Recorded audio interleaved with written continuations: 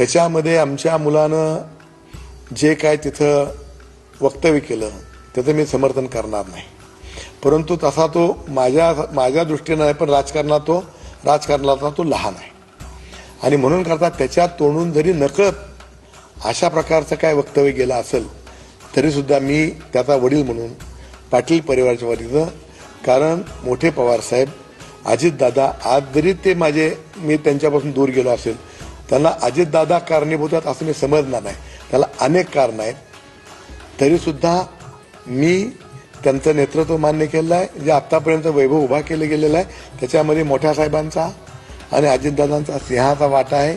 आमच्या मुलाच्या तोंडून न कळत उत्साहात म्हणा, भावनेत म्हणा, जे अपशब्द झाले ते अटेकांची व्हायला नको होते.